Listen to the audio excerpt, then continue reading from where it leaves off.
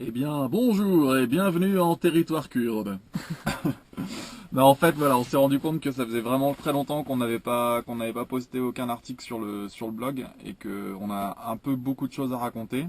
Donc, le plus simple, c'est de le faire en vidéo, de raconter. Comme ça, au moins, vous pouvez accélérer quand ça vous saoule et puis vous n'êtes pas obligé de tout lire. Donc voilà. La dernière fois qu'on s'est quitté, on venait de partir d'Istanbul. On a donc longé la côte de la mer Égée, la côte ouest de la Turquie. Ce qui nous a donné tout de suite envie de quitter cette partie-là parce que bien trop de monde, bien trop de complexes, bien trop d'immeubles. On a fait un crochet vers Pamukkale, juste au-dessus de Denizli, qui est un site qui est très très connu, où c'est une eau qui est très calcaire, qui a formé des vasques en descendant de la falaise. C'était plutôt sympa. Après, on a pris la direction de la presqu'île de Bordeaux, où on s'est retrouvé un petit peu dans la nature et ça nous a fait du bien. On est resté quelques jours à faire des balades à pied, des pistes de 4x4, profiter un peu de la nature. De là, on a commencé à rencontrer tout ce qui reste en fait de la civilisation lycienne, donc tout ce qui est tombeaux et ornements taillés dans la roche, dans la falaise. Il faut savoir qu'ils creusaient les tombeaux à 200 mètres de hauteur sur des pans inclinés. Assez impressionnant. Donc on a continué à longer la côte comme ça jusqu'à Antalya en gardant à l'esprit d'essayer de visiter le plus de sites possible. On a aussi rencontré des sites romains. Ils ont été un peu partout, eux, c'est clair, c'est définitif. Donc voilà, on s'est arrêté à Chimère aussi. Chimera, qui est la plus grosse fuite de gaz du pays, naturelle. En fait, c'est un gaz naturel qui remonte de la falaise et qui est enflammé en surface, donc c'est assez impressionnant. C'est là qu'on a fêté nos 8 ans de vie commune, dont 3 en voiture, c'est pas mal. Après ça, on a continué un petit peu la côte. Juste après Antalya, on a pris la direction de Konya pour remonter dans la région qu'on appelle l'Anatolie, qui se trouve être au centre de la Turquie. Et là, on a attaqué ce qui va être, ce qui a été pour nous le départ de notre route de la soie, de la portion de route de la soie qu'on va faire. Donc du coup, en fait, de Konya jusqu'à Arkazaï, le mieux, c'est de vous montrer chac sur la carte. Alors, voilà. Là, c'est par là qu'on est arrivé. On est passé à Pamukkale, on a longé la côte. Là, c'est Chimera, on est remonté. Et donc ici, on a repris vers l'intérieur, vers l'est du pays. C'est moi qui ai conduit. Voilà, c'est Katia qui conduisait. Ah oui, ici, très rigolo, il y a un col qu'on a passé qui est à 1800 mètres, qui n'a rien d'extraordinaire. Seulement, quand il y a un demi-mètre de neige, qu'on rajoute des voitures, des bus, des camions et tout engin sur roues qui existe dans le pays, et bien sûr aucun avec des chaînes, et ben ça s'est transformé en un joli parcours de super géant pour 4x4.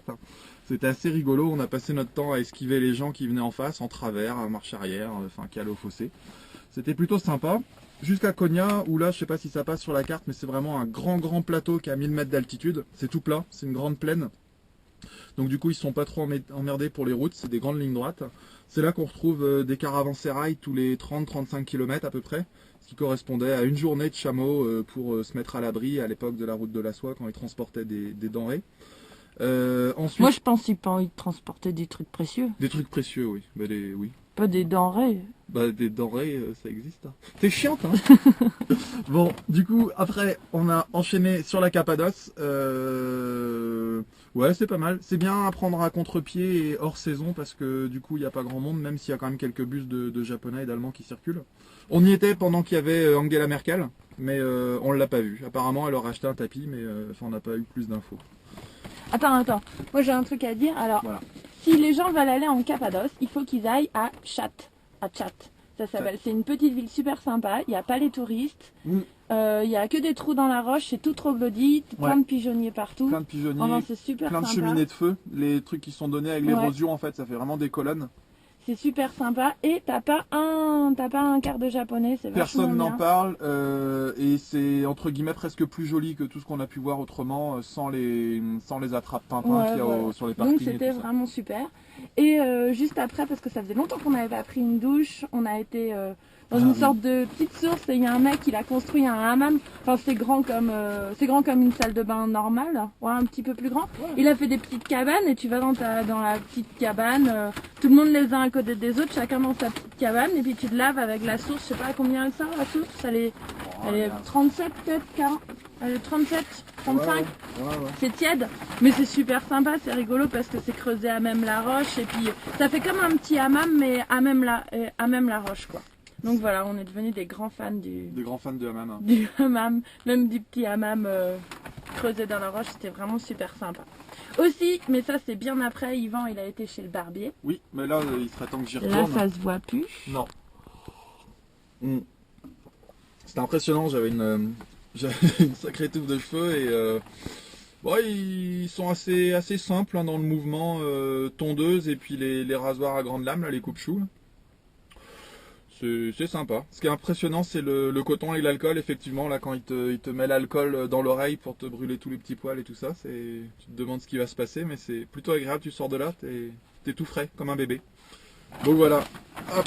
Donc après, on a été à Konya, en Cappadoce après. Après, donc la Cappadoce, on est remonté jusqu'à Avnos et on a pris... Ouais, c'est bon. C'est bon. Après, il était grand temps d'aller attaquer notre étape visa. Donc il y a pas mal de gens qui en ont entendu parler. Parce qu'évidemment, ça s'est pas du tout passé comme prévu. On avait rétabli un programme avec Ali quand on était à Istanbul, donc sur les pays qu'on traversait, les dates et tout ça. On est arrivé avec toutes les infos et puis bien sûr, on est tombé complètement à côté de la plaque. Parce que première ambassade visitée, ça a été celle de l'Ouzbékistan. D'après leur site internet, ça prenait 2 jours à faire les visas. On est arrivé, finalement, on nous a dit que ah non, ça fait 2 ans qu'on doit mettre le site à jour. Maintenant, c'est 10 jours qu'il faut attendre pour les visas. Donc du coup, voilà, il y avait déjà 10 jours dans le vent. Ça faisait déjà 2 semaines qu'on attendait un numéro pour les visas iraniens qu'on n'a jamais obtenu parce qu'on s'est fait enfler par une agence de voleurs. Mais apparemment, tout le monde se fait enfler. Les visas iraniens, c'est vraiment la même merde. C'est vraiment la même merde. Donc du coup, ce qu'on a fait, c'est qu'on a profité de nos 10 jours d'attente de visa ouzbek pour s'occuper de tout. Donc on a réussi quand même à avoir le visa du Tadjikistan, le visa de l'Ouzbékistan. On a été voir l'ambassade de Mongolie, l'ambassade de Russie. On a donc obtenu notre visa ouzbek. Pour le Kyrgyzstan, bonne nouvelle, depuis le 12 juillet, il n'y a plus besoin de visa si on veut rester moins de 60 jours. Donc ça, c'était plutôt pas mal. On a rencontré des gens, on a fait du couchsurfing. On a rencontré des gens super qui sont Majid, Sabrina et leur petite fille Kimia qui a 1 an et demi. Et qui vivent dans leur camion, qui sont iraniens, donc ils nous ont filé des bons conseils pour le pays. Et normalement, on doit les retrouver, parce que là, on n'est pas loin de l'Iran, on est à 200 km de la frontière iranienne. Donc voilà. On a quitté, après 10 jours d'attente sur Ankara, on a quitté la capitale pour rejoindre la côte de la mer Noire vers Samsun et Trabzon. Et il fallait qu'on le fasse très très vite parce qu'en fait, pendant tout ce temps, on n'avait pas réussi à décoter un visa iranien. Un visa iranien et on compte y aller lundi en Iran. Ouais. Donc ça commençait à devenir vraiment urgent quoi. À 5 jours de passer en Iran sans visa, c'était un peu... Ouais. Donc du coup d'Ankara on est revenu à Samsun, on a longé la côte de la mer Noire. À Trabzon on s'est arrêté pendant 47 minutes à l'ambassade iranienne, au consulat iranien. 47 minutes c'est le temps qu'il nous a fallu pour avoir un visa. Par contre c'était pas 47 minutes rigolotes parce qu'ils rigolent pas dans cette ambassade. Non, c'est prise d'empreinte et puis voilà. Mais bon c'était quand même dans le sens sympa vu qu'on les a eus. On avait beaucoup d'échos sur internet comme quoi ils donnaient que 15 jours ou qu'il fallait revenir 3 jours après ou machin. Nous ça a été fait dans la journée, on a eu 30 jours de visa touristique, ça nous a coûté 75 € chacun et basta. De Trabzon on est reparti, un petit arrêt à un monastère de Soumela. C'était sympa, c'est un monastère qui est taillé dans la roche en hauteur. Et puis de là, on a pris la direction d'Erzurum, où on ne s'est absolument pas arrêté parce que pas envie. Et là, on s'est retrouvé... Après, la route d'Erzurum jusqu'au lac est géniale. Voilà, là, on est au lac Van. La route entre Erzurum et le lac Van, comme Katia vient de le dire, c'est fantastique. C'est la plus belle partie de la Turquie. Voilà, c'est la plus belle route qu'on ait fait en Turquie. C'est les plus beaux paysages, c'est les gens les plus accueillants, c'est... Enfin, c'est vraiment impressionnant quoi. On est rentré en territoire kurde et... Raconte ce qui s'est passé hier matin. Ouais, hier matin on s'est arrêté dormir ici. Alors je sais pas si on le voit sur la carte. Ouais. On s'est arrêté dormir ici. Et au réveil, il y a un gars qui est venu nous voir en disant qu'il fallait pas rester ici. Enfin, c'est ce qu'on a compris parce qu'on n'est pas encore tout à fait fluent en turc. Qu'il fallait pas rester ici, qu'il y avait des gens avec des fusils dans les forêts, qu'on allait se faire égorger et que c'était très dangereux. Qu'il fallait vite qu'on s'en partir. aille. Donc ça nous a fait un peu stresser sur la route. Et puis après, on a rencontré les premières personnes, et puis les deuxièmes, puis les troisièmes, puis les quatrièmes. Et ça s'est fini hier soir ici, sur la petite péninsule. J'arrive pas à lire le nom du bled. C'est à Yarımadaköy. Yarımadaköy.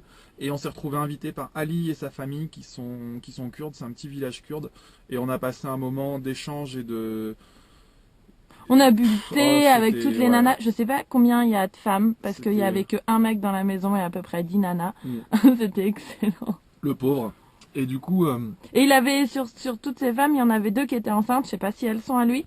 Mais du coup, il a dit qu'il appellerait ses enfants Yvan et Katia, s'il avait une fille et un garçon. Donc voilà, et enfin voilà, on a passé un moment super. Et là, on s'est arrêté dormir sur le bord du lac. On a rencontré des gens hier soir qui ont un terrain de chasse au canard. Un terrain de chasse au canard, d'après ce qu'on a compris. Ils nous ont dit, oh, il n'y a pas de problème, vous restez là. Et ils sont revenus nous voir juste hier soir, la nuit tombait. Ils sont revenus nous voir en nous demandant si on avait besoin de pain, d'eau ou de quoi que ce soit. Et je pense que ce matin, on va les voir arriver avec le thé ou avec des pâtisseries. Donc voilà. Et donc voilà où on est. Et voici la frontière iranienne où on compte essayer de se présenter lundi avec nos visas en poche. Et voilà. Et normalement, ça devrait être un peu chaud à passer avec la voiture parce qu'il y a des papiers qui sont demandés et tout ça. Mais bon, on verra bien. Ça sera la surprise. Sinon, on remontera et on fera le tour. Donc voilà.